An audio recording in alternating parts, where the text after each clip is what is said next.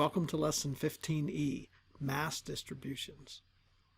This is the last lesson, and we'll talk about mass distributions. Everything we've done so far has been number distributions, but we'll talk about mass distributions and how they're related and how to convert between these two. We'll use the same sample we've been using, but I'll also do another sample. By way of introduction, we always assume a log-normal distribution in these statistics. Sometimes we need to deal with mass distributions instead of number distributions. For example, we might generate a mass distribution with a cascade impactor, but maybe we need number distribution for some calculations, or vice versa. We might measure a number distribution from, say, an optical counter, but then we need to convert to a mass distribution to do some analysis. So within a given bin, this is just the volume of a sphere, and so we can use this equation to calculate mj, the mass of all particles in bin J. We can also do the vice versa. If we have a mass distribution and we want to find a number distribution, just solve this equation for nj. Notice that we're making the same approximation we did before, that every particle in bin J has diameter dpj, which is the middle value. If you divide this mj by nj, you would get the mass of one particle. We need to do particle statistics for group data, for mass, and for number. To distinguish between the two, we put parentheses around number and around mass. I'm going to go through these fairly quickly. Because we have non-equal bin widths in these kinds of distributions, remember we had to do this analysis in order to get rid of the ugly histograms and generate nice-looking histograms. Well, we do the same thing with the mass distribution. Notice that we're using G instead of F here, and we're using MJ instead of NJ, and MT instead of NT. Otherwise, these equations are the same. So we have F for number and G for mass. To calculate the probability in a bin, it's this F times delta dpj, which actually comes out much nicer to be just nj over nt. And for mass, it's mj over mt. Again, we're using G instead of F. But if I give you a distribution in either n or m, you can convert to the other one using one of these equations, and then you can calculate the probability in each bin by nj over nt or mj over mt. Those will not be the same between the number and the mass distributions because mass is proportional to dp cubed. And then I told you how to do cumulative distributions. For number, we had capital F. Technically, it's this integral, but remember how we just added those probabilities in each row until we reached 100% or 1. Well, we do the same thing for mass distribution, except now we use G instead of F. We use F for the cumulative distribution function for number and G for the cumulative distribution function, or CDF, for mass. I'm going to skip over all the derivation and just give you some equations here and some analysis. You may recall that dpgm number was equal to dp50 number, which is also the median. So all these three at the top row here are the same. Well, the same thing turns out to be true for mass distributions. dpgm, dp50, and dp median are all the same, but these two are different. dp50 mass is not the same as dp50 number. When you have a log normal distribution, it turns out that sigma g is the same for either the number distribution or the mass distribution. This turns out to be really nice because we have the same sigma g for either distribution. And therefore, all those equations I gave you last time, remember I said sigma g was dp50 over dp15.9. Well, we did that with number distributions, but you get exactly the same answer with mass distributions. Same thing for the other two equations. We had this one 84.1 over 50. And we had this one, which was the square root of dp 84.1 over dp 15.9. You can do those in either mass or number, and you get the same sigma g. So these equations are useful depending on which of these you have. Now, because we have the same sigma g, recall from a previous lesson that any log normal PDF can be constructed if we know two things, sigma g and dp50. Well, since sigma g is the same for both the mass and number distributions, but the dp50s differ, all that does is cause the shift in the PDF. Let me illustrate this graphically. Let's plot PDF. And remember, this has to be in terms of natural log of dp. We'll do the number distribution first. On this plot of PDF versus natural log of dp, it looks like a Gaussian or a normal distribution. It's actually log normal. So this is PDF number, which we called f of dpj. And I defined that f up here, and we also defined it last time. Now we're going to do the same thing for G. What happens is you get exactly the same looking PDF, it just shifts to the right. So So this curve is PDF of the mass, which is G of dpj. The whole curve just shifts to the right. The middle of this, by the way, is our dp50. It's actually natural log of dp50, and this is based on number, or that's the same as natural log of dpgm number, as I just showed you above. For the mass distribution, we can do the same thing. So it's the natural log of dp50 parentheses mass, and that's also dpgm. This shift turns out to be 3 times natural log of sigma g squared. So the curve shifts by that much, 3 times natural log of sigma g squared on a plot like this. Basically, if you have one of these, you can plot the other just by shifting if you calculate sigma g. And I showed you how to calculate sigma g in the previous lesson. I don't have time to go into the details, but this 3 comes about because there's a dp cubed when we convert from number to mass. And when you're dealing with logarithms, sometimes those exponents become constants. That's how the math works out.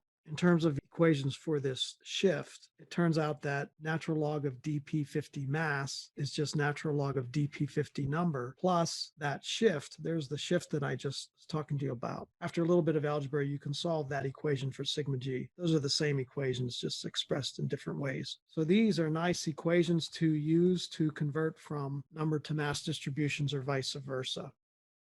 Let's do an example. I'm going to use the example sample that we've been using many times. We never gave a density for those particles. I'll assume here that these particles are unit density, 1,000 kilogram per meter cubed. Now, I haven't shown you this before, but you can also do all these statistics using natural log dp right off the bat instead of dp everywhere. This is a repeat of the previous NJ. The NJs are the same, but I'm using natural log of dp for the minimum, the maximum, and the middle value. And even the bin width, this is the difference between upper and lower. This is the average between upper and lower in terms of natural log. It turns out that that gives you nicer looking PDFs. So this F is calculated in order to generate the PDF. Probability can be generated from that or just by taking NJ over NT. Remember, there were 1,000 particles in this particular sample. And then capital F, remember this was the same. And then we added this to get this. We added this to get this, etc. Those have to asymptote to 1, whereas the probabilities have to sum to 1.